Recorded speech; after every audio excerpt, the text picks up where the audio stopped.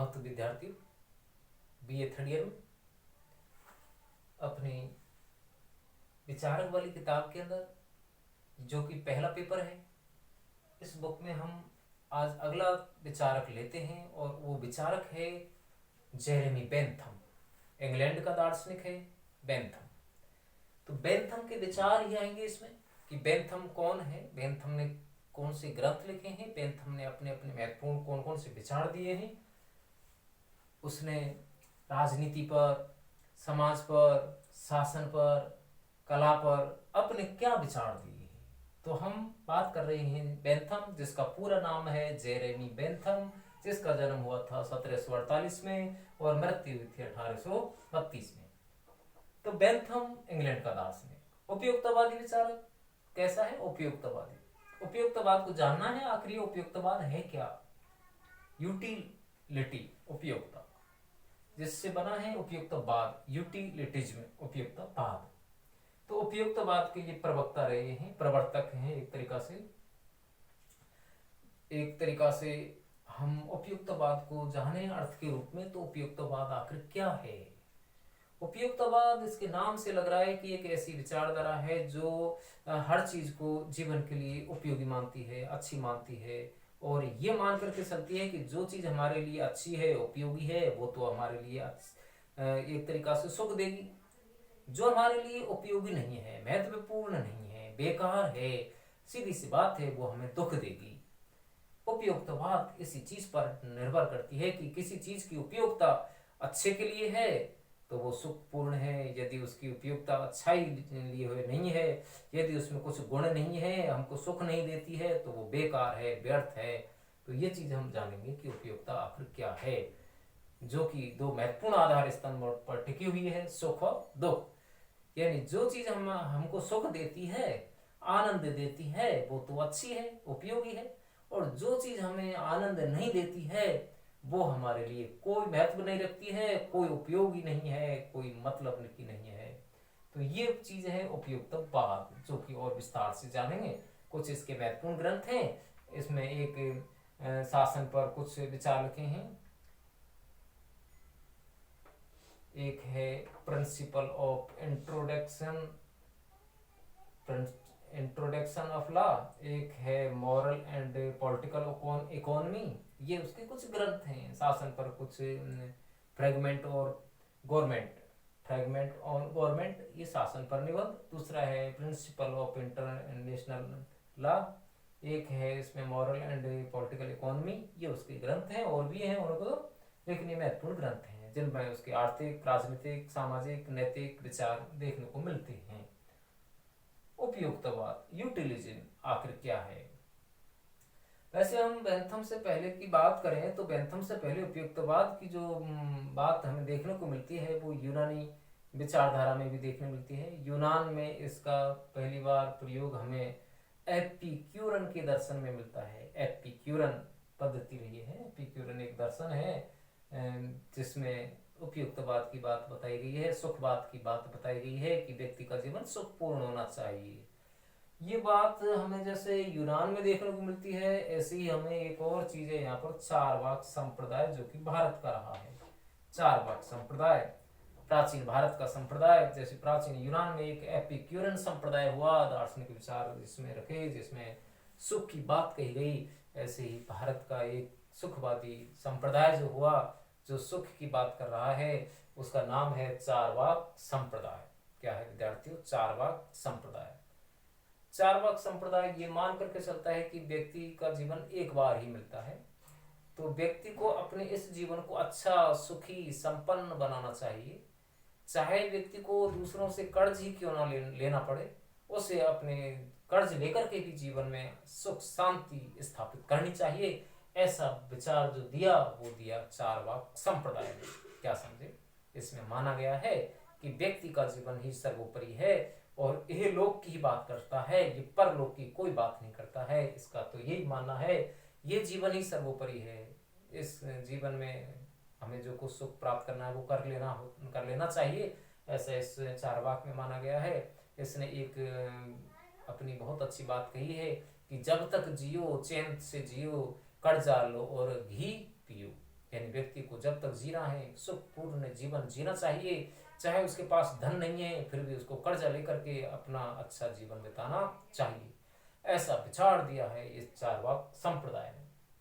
क्या समझे विद्यार्थियों, ये सुख की बात कर रहा है कि सुख और दुख दो व्यक्ति के महत्वपूर्ण दार्शनिक स्तंभ है, और यही बात इसमें बेंथम ने जोड़ दी।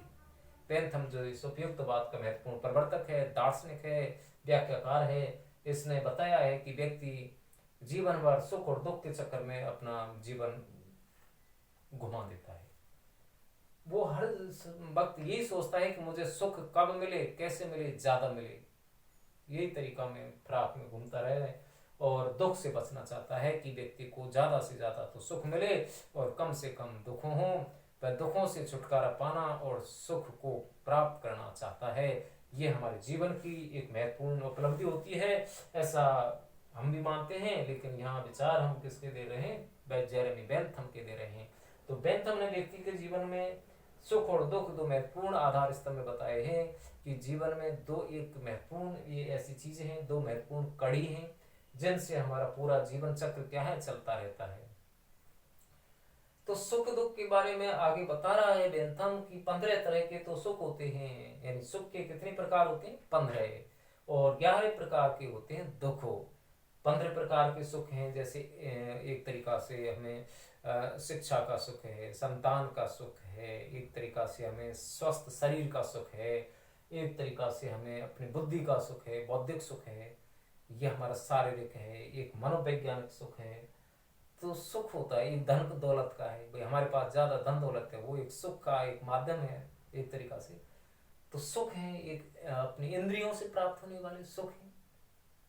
तो सुख की बात बता रहा है कि सुख 15 तरीका के होते हैं जो, और ऐसे ही उसने 11 तरीका के दुख भी बताए हैं कि दुख होते हैं।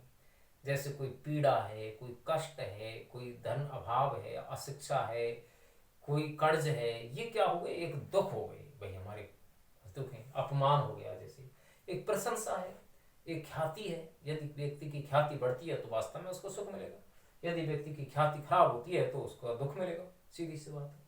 तो सुख और दुख ये बताया है कि इसमें अनुपात होता है 11:15 का होता है। 11 तो दुख हो गए, 15 इसमें सुख हो गई। कुछ प्राकृतिक हैं, कुछ अपने अपने द्वारा अर्जित किए गए होते हैं।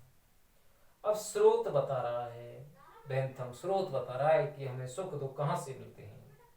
सुख दुख के बहुत से साधन होते हैं, तरीका होते हैं जहाँ से हमको ये सुख मिलता है और दुख भी मिलता है। कुछ तो सुख दुख हमें प्राकृतिक रूप से मिलते हैं, प्रकृति प्रदत्त हमें मिलते हैं। प्रकृति ने किसी को अच्छा बुद्धि दी, अच्छा शरीर, हष्ट पुष्ट शरीर दिया, किसी को रोगी बना दिया, तो ये क्या हो गए, ये प्रकृति का हो गया। प्राकृतिक प्रकोप हो गई, प्राकृतिक प्रकोप में क्या है कि अकाल पड़ गया, ये एक दुख हो गया। प्राकृतिक प्रकोप में अच्छी वर्षा, हम देख रहे हैं कि प्रकृति ने अच्छी वर्षा दी, अच्छा धन धान हुआ, सुख हुआ। तो प्राकृतिक होते हैं। कुछ राजनीतिक होते हैं, कानूनी होते हैं, यदि व्यक्ति अच्छा काम करेगा तो कानून से उसको प्रशंसा मिलेगी, कानून से उसको सम्मान मिलेगा।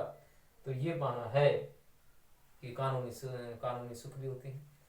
यदि वो गलत काम करेगा, चोरी करेगा, अपराध करेगा, किसी का मर्डर करेगा तो उसको दंड मिलेगा, जेल होगी आखिरकार। तो ये कानूनी सुख और दुख हो गया।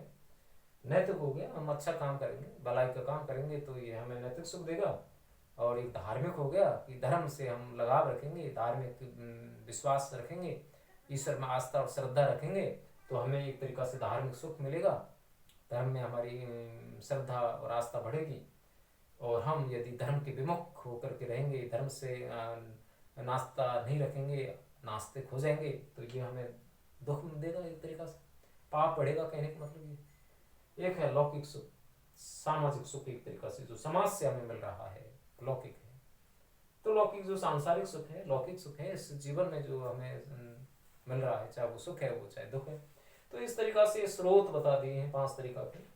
अब यहाँ बात कर रहे हैं कि इस हम आनंद को या सुख को कैसे माप सकते हैं।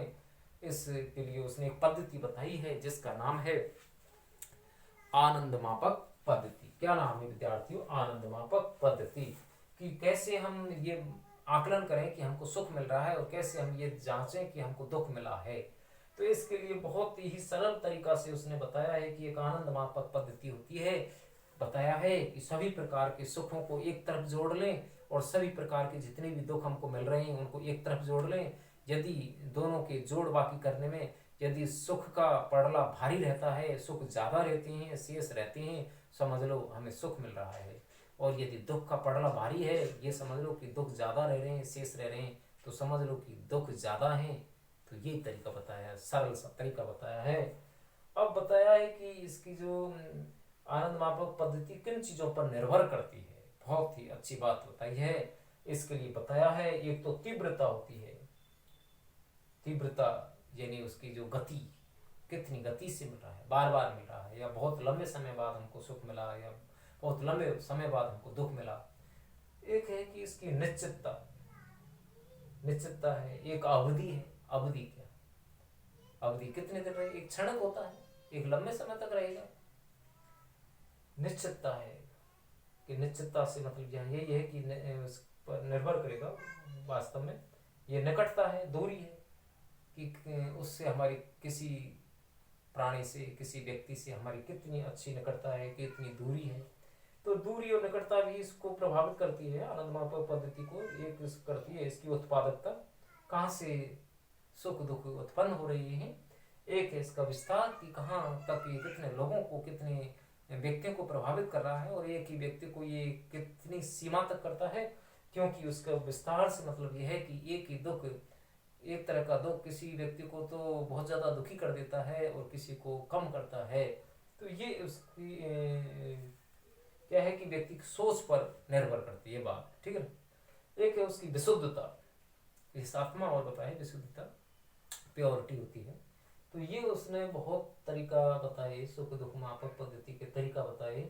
और यहाँ हमने आज उसकी वीडियो में बहुत अच्छी तरीका से उपयुक्तवाद की बात जानी कि उपयुक्तवाद आखिर क्या है। उपयुक्तवाद व्यक्ति को सुख प्रदान करने वाली एक पद्धति है।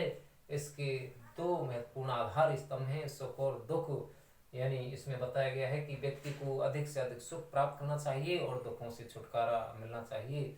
ये बताया है बेंथम ने अपने इस उपयुक्तवादी सिद्धांत में। इसका एक ही सूत्र है और वह है अधिकतम व्यक्तियों का अधिकतम सुख का सिद्धांत। रट लेना विद्यार्थियों, वह है अधिकतम व्यक्तियों के अधिकतम